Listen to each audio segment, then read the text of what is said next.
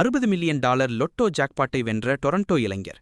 டொரண்டோவைச் சேர்ந்த 26 வயதான மென்பொருள் வல்லுநர் ஒருவர் மே மாதம் 7ஆம் தேதி நடைபெற்ற லாட்டோ 6x49 கோல்பால் ஜாக்பாட் குழுக்களில் $60 மில்லியன் பரிசுத் தொகையை வென்றுள்ளார்.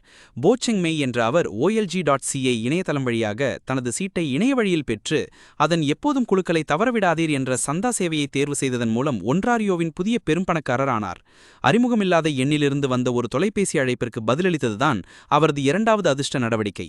OLGயிலிருந்து அழைப்பு வரும் வரை தான் ஜாக்பாட்டை வென்றது தனக்கு தெரியாது என்று போச்செங் கூறினார். அழைத்தவர்கள் வங்கித் தகவல்களை கேட்காததால் அவர்கள் உண்மையில் OLGயிலிருந்து வந்தவர்கள் என்பதை அறிந்து தனது கணக்கை சரிபார்த்தபோது $60 மில்லியன் வென்றதாக காட்டியது.